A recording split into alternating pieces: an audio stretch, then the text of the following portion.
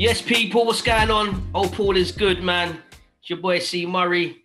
I'm here with my good friend, my good brother, my good brethren, one of the generals, one of my chargy them every time. Bless up. Come on. My guy Darren, man. We go a little way back, a little way back, and we're here, man. You know, so if you've been seeing the videos, peeps, we've, just been touching on, the class of 95 discussions and, touching on elements from that iconic, memorable era, 1995, which was, has been a defining moment for many, life-changing moment for many, but one filled with so much, memories and moments. So, I'm here with my brother Darren, man. He's a sound man, article. When I'm talking sound, man, I'm talking, the boom, the bass, and all that good vibes, man. All that good vibes. So D, man, Darren, how we doing, my king? How we doing, brother? Brother, bless up, man. Bless up, man. Thank you for having me on, man. It's I'm good, bro. I'm good, man. Had a good day today, man, and just looking forward to the combo we're about to have, fam. Yeah, man. Yeah. That's your bread and butter, alive? Yeah, man. Yeah, man. Sound tape collector. Yeah. Mr. Sound tape collector, and I'm not even. Hey, listen, there's certain man that are deep in it.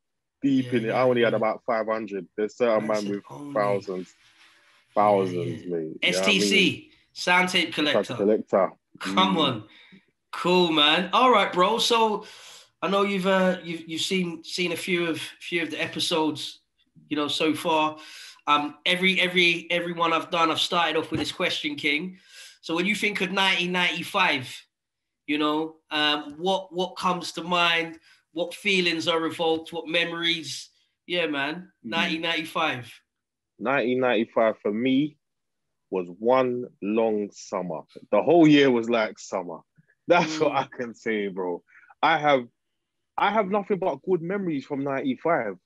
I'm trying to think, well, did I have anything bad? I'm sure I went through a couple of things in 95, but I can only look back on that year as a great year, just vibes, good vibes. New friends made, great music, some great clashes, some, you know what I mean? Like me and my brothers, then we used to have a little sound called Guillotine, and we used to play little parties and stuff like that. Nothing major, you know what I mean? And just play, and I used to be the operator on the sound, and, and then when I chat on the mic and all them things, those are the kind of things, man. And it was just good vibes, parties. Like I was a party man for a long time, and it was just like I just really enjoyed that year, honestly. Yeah. That sounds big. You said what jumped out at me, one whole summer. Just felt like the whole year felt like, and summertime's normally a good vibes, like full of vibe and color and movement. So unpack that a little bit when you say it was like one whole summer. What does that mean to you? You know what? To me, it was just, summer's just bright and vibesy, and that's what it was like for the whole year for me, from beginning to the end of 95. I mean, I turned 19 that October. Okay. So, I think my 19th year, so going from 18 going into 19, I think I changed quite a lot over that time, a little coming of age kind of thing. Going out a bit more. I was going out before, but going out a bit more, even right down to the girls, there was more of them than there was before, just so friends made. Boy. Jesus has taken the wheel. So boy. Yeah. I hear you, my brother. I hear you. But it was just, I don't know. I made some really great lasting relationships in that year. You're talking 26 years later, chatting to people that I've chatted to since 95, and we've grown up together and stuff like that, and I just have great memories of just because we used to just like, I'm from the border of Peckham and New Cross, innit, originally. That right on the border. Yeah. Queens Road, Nunhead, that's the borderline. Right. So, yeah, man. But for me, it was never about the borders. I consider myself more Peckham than anything. I do. I've always have considered myself more Peckham than anything. Like, but I was never involved in that. But I just like, we used to just like travel around London and just go tour. Just go on tour. You understand? Go party around London and stuff. And we met some friends around and, like I said, just the great music, the great vibes. And that's what I was about, man, them times there, man. That's what I was. It was nice, and it was that like for the whole year. It didn't matter the weather, we were out of road. Like, you know what I mean? Finding one dance to go to, something to do, and in terms of the music, geez. What so what comes to mind when you say in terms of the music? What's the first thing that comes to mind? All right. Number one, Bounty Killer is my favorite artist of all time. Oh, I forgot you're a warhead. So though you said you weren't involved like in the Borders and Queens Road and whatever. But like, musically, you're a music warhead. Warhead, Musically, I love Marrow. Marrow are flying. No arguments. No arguments. Yeah, man. The long talking. Yeah, man. Yeah. Yeah, man. It's just the Bounty and BEENIE clash was hot them times there, man. So them man were coming out with some of their best work, some of their best work. I feel like War, musically, brings out the best in a person. That's what I feel like. So it's cut you. I think you got me gassed there because you're as good as your competition, right? So if you're battling the man that's kind of weak, or like you're playing a football team that's weak, or you're clashing a man, it's not going to really inspire you because you're already like, I'm going to done this. This is dead. But if you know a man's coming with shells, bullets. You have to step up to the plate though. You have to defend it and you have to fire back though. And I feel like I've always felt like that War just brings out the best in you musically, whether you're an artist, whether you're a sound system, right? A bit of competition don't hurt nobody though. Do you understand? It's when it's only when you take it to the streets and start actually physically hurting one another is the problem. But musical War brings out the best, and out of those two, Bounty and BEENIE was bringing out the best in them. Bounty's making a tune, BEENIE's firing back, Bounty's coming with a counteraction, BEENIE's coming with the next one. Now I will say this, and I'm biased. Killer took it. Yeah. But the tunes that them man were making were especially Killer. Boy. So and then obviously that. And they both dropped that year, right? They both dropped albums that year. Yeah, I can't remember if BEENIE did. BEENIE dropped. I'm sure it's Blessed, and that had World Dance. World Dance. Okay. Was that 95? I know Killer dropped No Argument around that time. That's right. No Argument, and that Miss was some Ivy's son. That's my favorite Killer tune of all time. Cellular phone. Someone. You understand? That's what I'm saying. Like he's coming with when did he come with Poor People Fed Up was the year after, but you understand he had a lot of social commentary, but he had a lot of warring as well, and he had all types, and he was versatile, and he was running the show in terms of dancehall. Them two were running the show in terms of dancehall. Do you understand? But Killer was my artist. But then that transcends over to the sound systems now. Because obviously the sounds are going to play them, they're going to promote them, they're going to cut dub plates with them. Do you understand? And they were just warring. And if you're a sound, them times there, and you ain't got no Killer, what are you doing? You know what I'm saying? That's what it was like. So they're cutting their dubs, and it's just like, and for me, dub plate is like the music dancehall in its purest form. When that dub plate drops, like no matter what level of kind of sound you've got, like whether it's small, medium, big, if you got a little dub plate, you're kind of feeling yourself. Cause a man's directly cut something for you. Obviously, you paid him and give him a little change or whatever, but once you're ready, like you've all lined it up where you're gonna drop it, like in your selection. Man. It's all very. You see the thing about War, right? And musical War is very cerebral. Musical War is very cerebral. You have to know if you're an artist, you have to come up with the counteraction to what that other artist is saying. You got to come with something cleverer than what. If I'm clashing Claude, I've got to come with something cleverer than what Claude's coming with. If I'm playing Claude sound, if I'm playing Claude movements, yeah, with Darren International, yeah, sound system thing, right? Then I've got to know when to drop a tune, the right time to drop a tune. I've got to watch the crowd. I've got to see, okay, is this one gonna get a forward, a wheel up? To those who don't get it, right? Is that gonna get a forward? Is that the right time to play this tune? Can I counteract this? Do you understand? It's all very much in the head, and it brings out like the best. Like you have to be at the top of your game, and like 1995, for instance, right? Is the year of one of the most iconic sound clashes in history, right? Hit us. Kilimanjaro versus King Addies, yeah. Any sound aficionado, yeah, man. Any sound aficionado. Not even everybody knows about Jara versus Addies. Anybody from them time, they will know like about Jara Addies. Like, so Addies are the big sound from America. Killed Bass Odyssey, one of the top sounds the year before. Bass Odyssey, come on. History bro, clash. you know you're reeling off names right now, you know. Yeah, man, I've got more to reel off, dog. Come in with that. Yeah, Come I've in. got more to reel off. But like Addies are the big money sound. They got money to cut. How many dubs? They got every artist, everybody, and they're a party killer sound. Big party killer sound. And they thought they'd come over to Jamaica and they were just gonna run over Kilimanjaro. And Ricky Trooper, the selector for Jara, had other ideas. And he cut a whole load of Beenie Man to counteract the party killers and basically took down Addies. You understand? And you know, I'm in sound system forums up to this day on Facebook, and you're talking 26 years later, man, are talking about that clash. You understand? 26 years later, people who've even dropped out of sound system or were in it back in the day or not in it now know about that dance.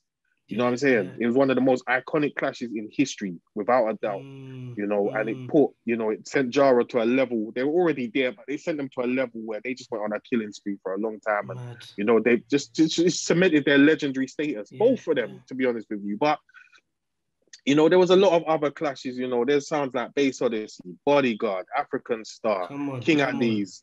There's, you know, over here, you've got Saxon, Love Injection. We have to big them up as well. Big up Saxon, you know, D-Roll. Come on, Musclehead. Musclehead, man. Yeah. Salute to Stone Love. Sachs. Yeah, man, Hobson. All of them. Yeah, man. Rest in peace to Corporal Billy from Love Injection, who recently passed away. One of the greatest mic men in British sound system history, the greatest mic man in British sound system history. You know, real legend in this thing, and we've lost a real general in this thing. Rest in peace. I have to throw that in there. Rest in peace to him. You know, condolences to his family. But you know, like England, you know, I will say this: England, even though they weren't like big in the clash thing in the 90s and 95 and what have you, you know, 80s. And 80s was their thing, but their names still ring bells. Bro, monumental names still ring now. Yeah, man, names ring bells. We got to say it, you know, rest in peace to Smiley Culture. Yep.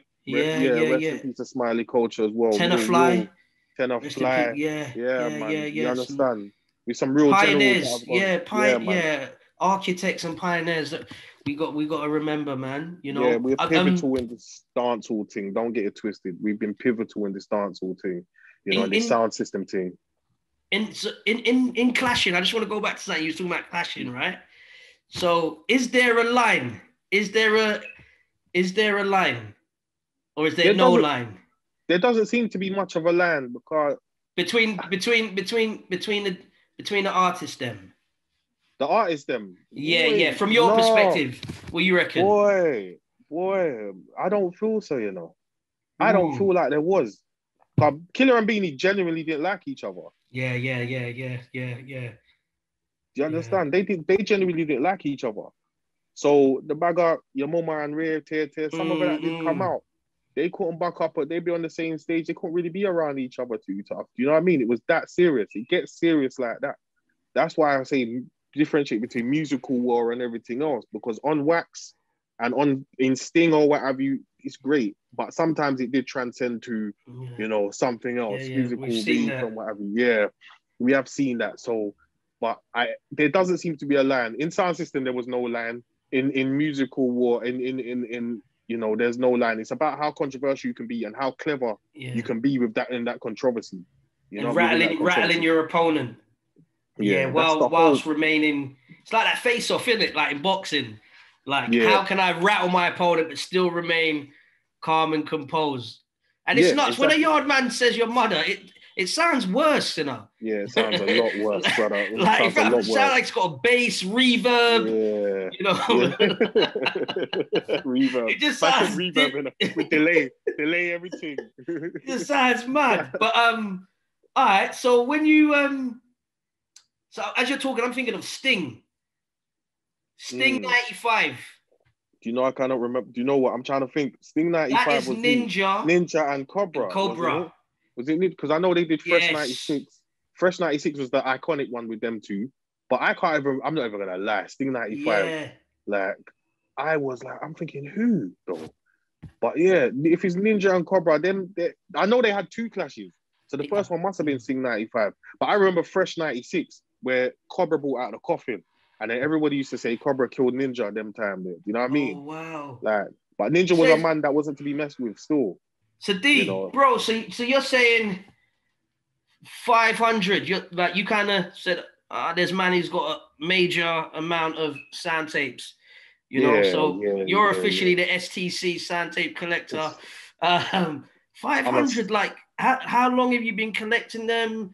Like, where did the passion and inspiration come from to collect sound tapes? Because where did that come from, King? Well, number one, like, in comparison to certain man, I'm a small fry when it comes to the sound tape thing. Small fry. I hear you, but yeah. I don't have none, so you're big. Hey, listen. Well, I'll tell you what, yeah. I'll tell you how it started. 1990, right? My mom's from Jamaica, St. Anne's, big up St. Anne's. But yeah, I remember, like, I was a hip hop head back in the 80s and stuff like that. I listened to old reggae music from my mum used to play the reggae music back in the day and stuff.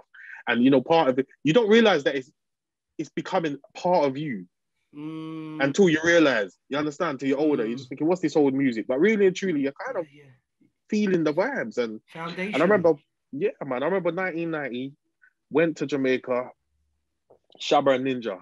They were the hottest things in the yard them time. Shabba was on top. And I just thought, I just got taken in, bro. I got taken in. By the time I came back, that was me all day, every day.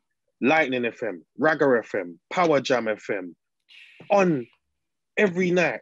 Come home from school, I got that on. I've got my taping, mixtapes. You know them old school, the mixtapes you used to make yourself. TDK tape cassettes. Yeah, man, and recording off the radio. When it rip, all like with the little real rip, you put the little sellotape and maybe put a little tissue or...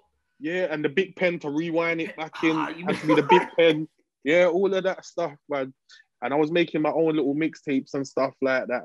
And then I kind of like got involved. My brother was showing me about the sound thing. You know what I mean? But I was young them times, so I wasn't really, I get a couple here and there, but I wasn't going out to buy them. Yeah. Until, I say about 92-ish.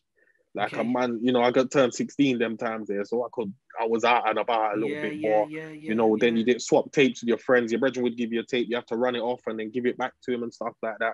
Then you start walking past shops and you find, I discovered Blacker Dread record store in Brixton. Can I just chip in? Yeah. Just want to say rest in peace to Solomon, his son, Solomon Martin. Article you know, brother that I met on the circuit, man. So rest in peace to Solomon. But sorry. Yeah, man. Yeah. You know, because that shop was an iconic shop, man. That shop was one of my favorite shops of all time. So, you know, and I'd go there. There was 3 places that I'd go. Blacker Dread, the sound tape stall in Brixton Market, because there was a Dread that used to run that. Yeah. Him and another brother were there. Then there was a Dread that would come to Petticoat Lane on a Sunday. And he'd have a few as well. You know what I mean? But you'd have to catch him. You just know when to catch. You don't know when to catch. You have to just go there and see if he's there, because he wasn't there every week. But the Brixton was where I would get my things, like. And the thing is, when I say I get my sound tapes, there's loads of record shops that would sell them, but I want fresh, innit? I want fresh. Yeah. I want to know, you know, I want it from last week or a couple weeks back, or, you know, some sound tapes that were there for ages. Like, Yeah, yeah. you know, but between that and your friends and your swapping and collecting and stuff like that, those are the main things. That's the main, that's how I used to collect my tapes. Yeah, So yeah, every month yeah. I get paid. I started working every month. I get paid. I go to one of them place there. It's like digging in the crates. If you're a hip hop collector, it's like that's my version of digging in the crates. Yeah, yeah, You know yeah, what I yeah. mean? Finding out where I go on. So You what know? was it? What was it like? You know, because so Black and Dread's records, you know, store shop, it's been, you know, staple. You know, was staple. You know, what was that like going there as a, you know, a young teenager? You know, walk me through that process, because now, you know, not to sound like granddads, but it is what it is. You know, if we want a new music, we just go on our phone and, you know, whether it's Apple or Spotify or whatever the streaming platform is, and we got that direct access, or, you know, SoundCloud. What was that? Walk us through that process of what it was like getting, like, you know, I guess a tape or a vinyl. Yeah, yeah. It was. You know what? It was exciting. You know, if Mm, you're going to get a vinyl, everybody everybody in the area knows the drill. You stand up at the record shop, you play the thing, and you just request it, and mm. you know, and he give it to you, and then they tally it up at the end. You know, so if you got, you know, it used to be like £2 or something, you know, for a 7-inch. Yeah, You know what yeah. I mean? And so you'd end up with like £20 worth of 7 inches, you know, to play on the sound and stuff like that. Either that, or I'd go, like, for me, it was mainly tapes. Mm, So I'd say, mm. well, have you got anything new? You know, it was at one point, you know, to one point, yeah. I can say it now, yeah. There was a Yeah. brother that used to work there, and he used to sell them like independently, right? Okay. On a So what slide. we, yeah. So what he do is he go. I'm never gonna mention his name, Nah, yeah. So don't with mention him, his name. don't bring Still, the man like, out, yeah. So we go you around know. the corner. We go around the corner. He said, "Me have a new thing. Me have blunt posse verses. I don't know, sound trooper." And I say, "Yo, serious thing." Like he said, "Come round. I got a few for you." And then he'd sell me them on the side, brother. Blood, it was it was like buying weed though, bro. It was not a joke. And it was like that. It was like that. You go around the corner, Like a like, and bag of just bush. buy. Yeah, man, I just go and buy them. There was another brother called Curly. I remember him. Yeah, I used to ring him, and if he's in the area, he just bring me new fresh things. Yeah, yeah, yeah, yeah. Honestly, that's the same Like way I man used to was moving go food. get a It was draw. like, Yeah, yeah, it's yeah, the same yeah, way I used to yeah, go get a yeah. draw though. You know what I mean? And that's how we used to peddle music. It was music peddling. Like that's what Come on. and I'd be excited for the new fresh things that were Yeah, yeah, about. yeah, Do you know what I'm yeah. saying? And that's how you could ring a man. There were certain man that were out on their bike and them things. They're selling sound tapes. And you Mm, know, you'd see what they're saying. Is it new? Is it? And that's the way it was. And that's how I just used to mm. collect them. And then all of a sudden you end up with shoe boxes and shoe boxes full of them. You Yeah, know what I yeah, mean? And just to yeah, go yeah. home and on the way home and listen to them, and I just spend the night just listening to them. And there's tapes I've only listened to like once or twice. Like I got Wow, so many. Like, wow. So you know where what I have you got mean? them stored? In my mum's house at the moment in the shoebox, she's just telling me like get them out. Um, Clogging I'm up the gonna place. Yeah, man, I'm gonna give them to my brother. I think I want to You run them off, must but yeah, you must respect, like, and rate and love your brother, car. For man to give up and give away 500 sound tapes, we're talking history, we're yeah, man. talking nostalgia, memories. I'm sure you would remember where each tape came from, Yep, you yep, know, what you was yep, doing when you yep. got it and what was happening in That's that time. So respect, yeah, you must love your brother. You must yeah, love man. him. That's my brother. Big up, Come on. big up, big up, Erna. Yeah, no, Yeah, yeah, big yeah, him up, yeah. big Big up up the Erno. brother. Love, You love, understand? love. Because he's asked me for them for years, and I said when I get them, I'm gonna go and get them, and you know what I mean? Because he's the only man I know who treasures them like I do. You know what I'm You'll saying? look after them. He will look after them, and he understands because we sit there and we'll talk about clashes and stuff. We never grew up together, which is, you Yeah, know, yeah, yeah. it's a whole different story. Yeah, But yeah, yeah, when we yeah. bucked up when we was older, we realized we were on exactly the same thing. A Bounty synergy. Killer fans, yeah, Bounty Killer fans and Sante fans. He's the only man I can ring up and spit a lyric to, Yeah, a yeah. random dancehall lyric to, and he knows it. Come on, come on. He knows it. Don't try me. Don't try me. Don't try me. All right. Cool. So, Buju Banton. Yeah, Buju. That's my artist. Yeah. Yeah, He dropped Til Shiloh. yeah, big, iconic album. Massive. Bro, That was when probably he just the biggest started album of 95. Yeah. That's when he just started growing the dreads, if I remember. Yeah, that was the biggest album of 95. Early twists. Mm. Mad album. Champion. Yeah. Murderer. Yeah, Till I'm laid to rest. While I'm living till the Father, I will pray. Only him know, oh, we get through every day. Listen, Come on.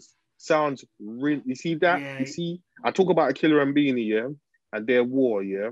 But you could arguably say that Buju was the biggest artist of 95. Arguably, like, I might come with a biased approach, I'm not gonna lie, but really and truly, he was that. You see that album that sent him, bro, clear, transcended. That album got me through some dark times. Yeah, man. I don't know why he didn't win a Grammy. Yeah, no, ripped him off, man. I don't think he didn't win a Grammy for that. No, he didn't win a Grammy for that. I'm sure he didn't. So when man was like, you know, in a confined space, yeah, you know what I mean, listening and all in a meds, you know, whilst laying down on the bed, looking up at the ceiling, and that coming on till I'm laid to rest. Yeah. I think that song, no matter how much malice you got in your heart, man, if you see your enemy, man, that will just melt. That will melt that malice, man. That's a real, like, righteous spiritual album, man, where it's just like, you know, the Father downloaded the concepts, man. Yeah, without a doubt, man. Buju was just, I don't know, that was a whole new level of consciousness. Yeah. It's like he'd reached a whole new level. And don't get me wrong, he was releasing good albums. But that one there, just, I don't know. It's arguably, it's got to be, it's probably his best album. I'm trying to think of anything else. I don't know if there's anything that has topped that. I think so. He's got like sprinkles of tunes.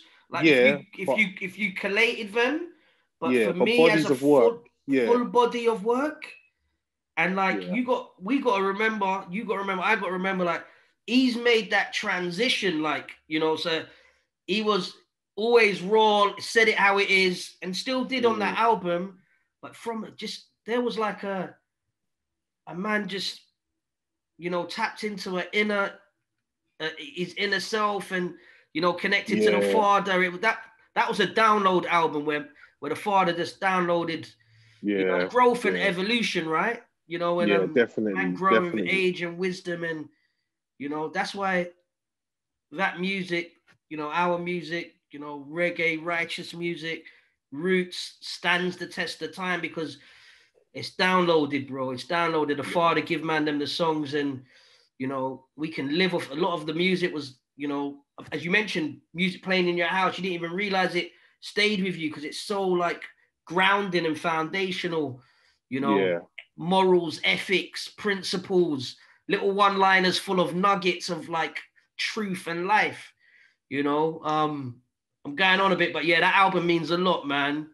No, man, I can tell. The thing is, I can tell how much it means, bro. That's the thing, man. I can tell how much it means. Like it really, really, I don't know, man. It touched hearts, man. It just touched hearts.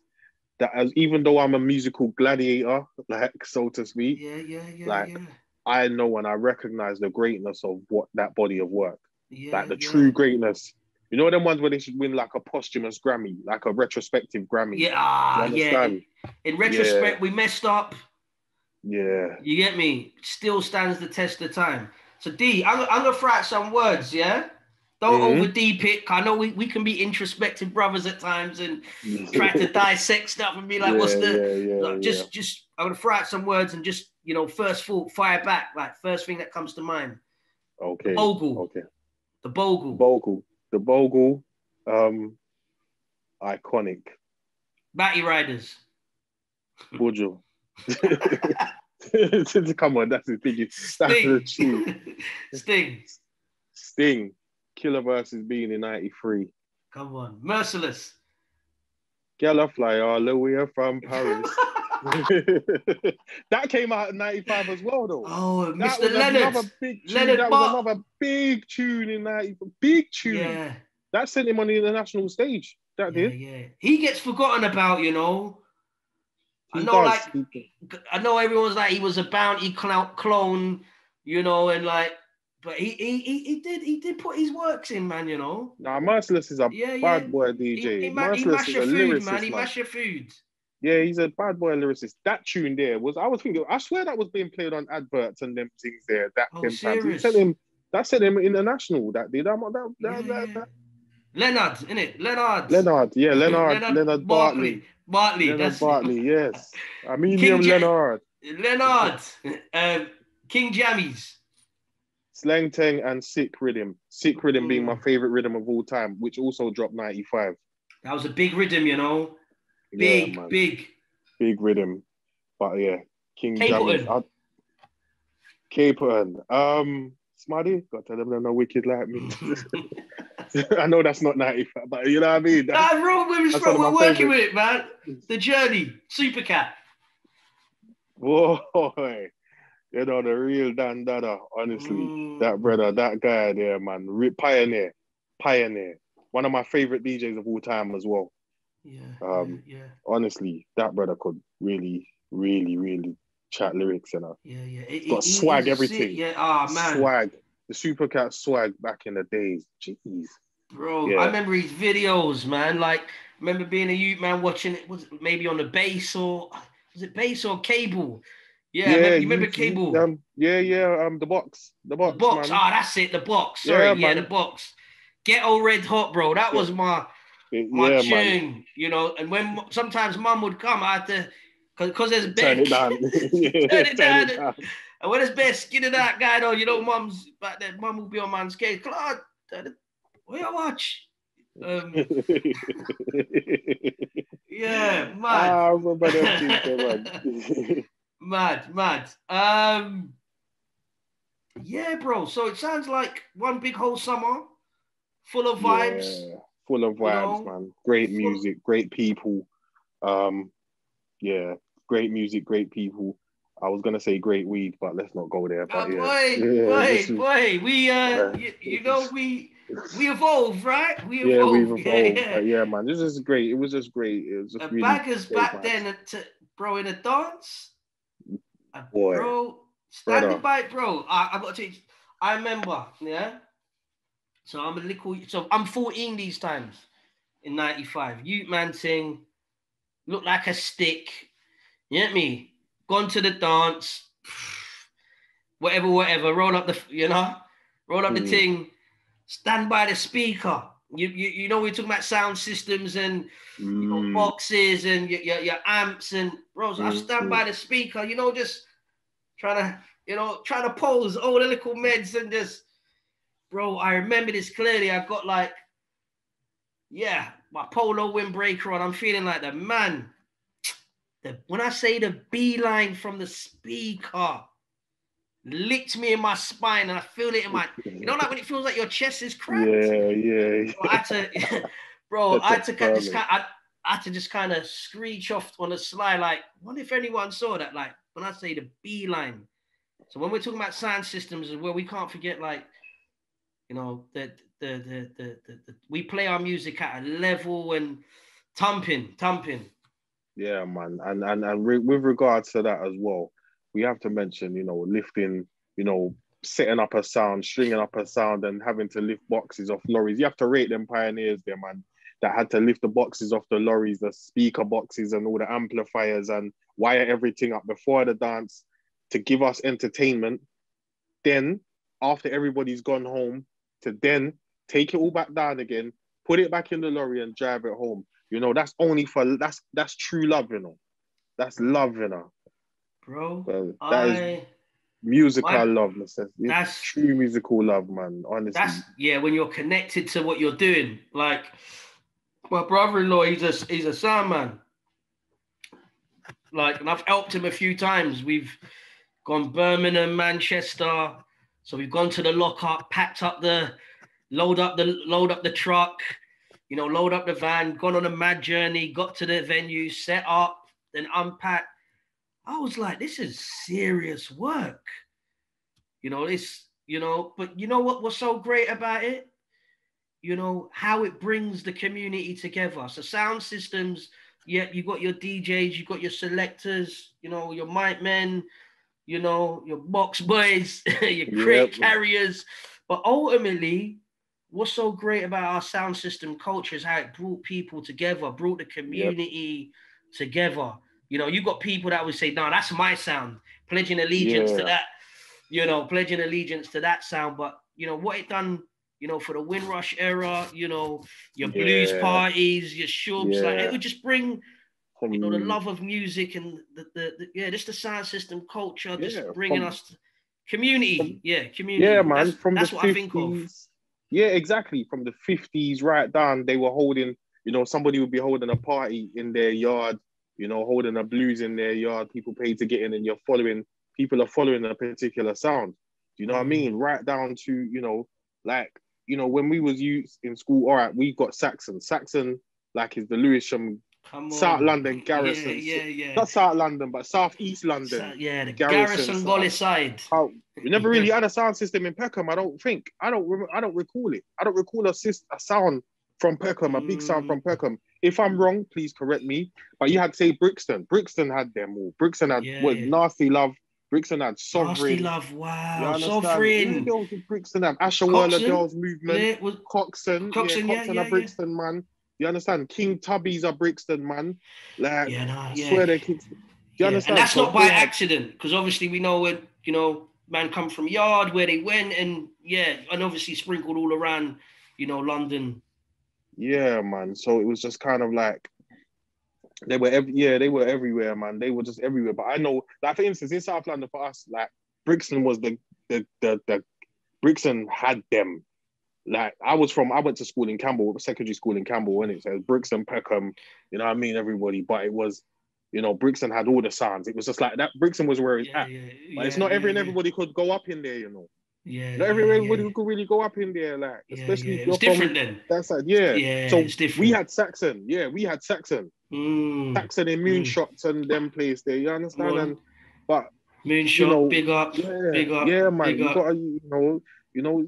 But it was great, and every area had their sound, and it would have their community sound, and their people. Them, and yes, you'd buck up and clash and what have you. But at the end of the day, like, it was just all about the love of the music, really. Yeah, yeah, Um, yeah, yeah. First and foremost, and you know, it's just like I say, it's just great times. This whole sound system culture's been amazing. I wish I Mm. could have been more part of it. I wish I could have had a sound and built a sound to kill man. You understand? No, Yeah, no, yeah. sorry. When we say kill man, Yeah, we're talking yeah, about yeah. killing. Please. Yeah, when we're talking about beating other sounds, we're talking about killing sounds. Yeah. So Please, don't yeah, call the police. We're talking about please. killing sounds, beating them in a competition. That's what you call Thank, killing a sound. Okay. and I that's the always want. art of translation. And Yes. if we say 45, we are not talking about What about Josie the Wells nope? big hunting, yeah? So And just spinning it around the finger. not, yeah. So don't call Babylon on us, please. Yeah, Let us please, live. please. Yeah, man. So, always wanted to be a selector. If you asked me about a dream job when I was a youth, it was about I wanted to be a sound man and I wanted to kill sounds. I wanted to war. That's all I wanted to do, war. Because I joined another sound called Warwick's about 97. Oh, Warwick's. I remember hearing about Warwick's. You do? Boy, Yeah. we was another little No, thing as but well, man. But do you yeah, know what? yeah. Do you know where we used to plot off sometimes? Where the system was kept sometimes was in Love Lynch, Love Lynch Yeah. Estate, Yeah, look, Love bro, Lynch Love Estate. Lynch. So That's so bro, my so peeps. That's yeah, that's my estate. That's my people. Them yeah. like So we used rich, to rich heritage on that estate, man. yeah. We I played know a bounce at brother called Ellsbury. Warwick's. There's a brother called Warwick's. Okay, no, not him. It's nothing to do with him. But our Okay. sound was called Warwick's. Yeah, Yeah, our yeah. sound was called Warwick's. But we were like based in Love Lynch for a little while. Yeah, yeah, And yeah, yeah, yeah. Yellow blocks, man. Yellow blocks. yeah, man. So we Yeah, did, you know what I mean? But it's just everybody back in the day, in one way or another was doing a sound thing. yeah, A yeah, lot of people were yeah. doing a sound thing. So, this has been pivotal in UK history and stuff, man. Come on, UK come on. history. And, and if you're going back to 1995, the subject of this, convo, then you're talking about one of the most iconic sound clashes in history. You know, one of the most iconic times in sound system history as well. Yeah. You know? Yeah. No, that's real. That's real. So I think it feels like we're just naturally winding down, man. I think it's really, really important to ask, because I've been asking everyone this question, man. And I think, you know, for yourself, it'd be, you know, just good to throw it out to you. So on the project, you know, obviously the project's coming. By the time this lands, it might be out. Who knows?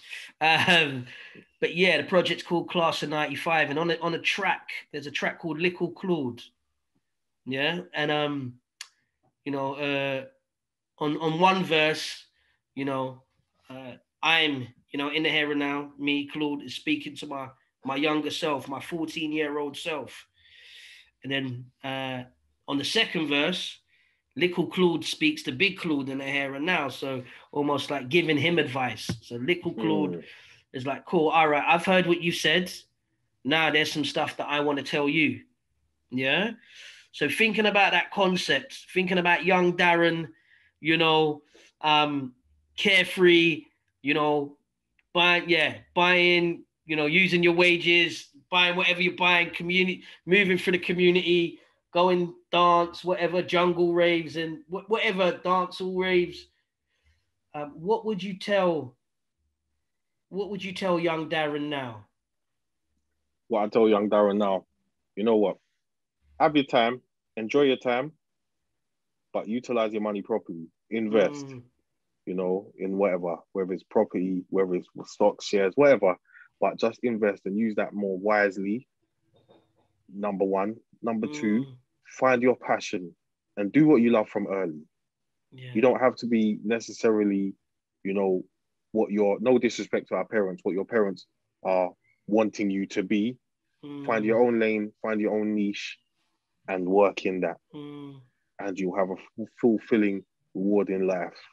And I think that would probably be, I think those are the main things for me. You know, to because I kind of saying that to my children now. You know what I mean? Just to, you know, really, it's really passion equals purpose for me. Your passion is your purpose.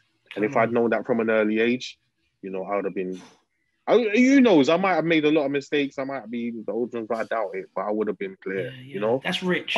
That's rich. Some rich nuggets there. Passion and purpose, find it, you know, an investment, financial literacy. All right. So what would young Darren, that same young Darren, tell big Darren now? What would young Darren tell big Darren? I'm not even sure. Young Darren got too much manners to say anything to big Darren. He say, cool it says. He say, seen and not heard. Nah, I tell you know what, I don't even know, bro. I'm not even gonna lie, because young Darren, you know, young Darren would probably be a listener. Do you understand? You know, because the young Darren never really had, no disrespect to my dad now, but young Darren didn't have that father figure. And if he's meeting big Darren and he's saying raw, big Darren saying to him this, young Darren's gonna listen. Young Darren might ask a few questions and ask him to don't show you the ropes and them things, but young Darren's gonna listen. You know what I mean? Because I've never really, you know, over the years, especially my younger years, you know, I never really had that father figure. So I just appreciate the input. Yeah, that's real. That's real. I can relate to that. I can relate to that train of thought and process. No, that's real. All right, my brother, man. I think, you know, not even I think, I know it feels good. It's been a good dialogue, good chopping up. No, respect, my brother. Respect, man. And I really just want to say thank you. I know your schedule's been, you know, mad busy today, and just how you carved out the time to connect, that means a lot. You know, and every time we connect, it's always a good vibe. We have a laugh and have a reason, and we also have that deeper dialogue. So yeah, just want to say thank you for logging, connecting, and big up the family, man. Big up the family for me. Respect, and bro. Likewise, you know, man. We'll soon link and, you know, yammer food and chop it up. Chop up properly, bro. But you know what? Thank you for having this conversation with me. Looking forward to the project dropping. Well, it hasn't dropped at the time of this convo, but we probably will have dropped by the time this is released. I'm looking forward to it, you know, and it's going to be great. You always make great music. Thank you, my brother. Always Blessings, King. Yeah, man. Peace. Bless up, bro. Salute, bless, man. salute. One. Bless.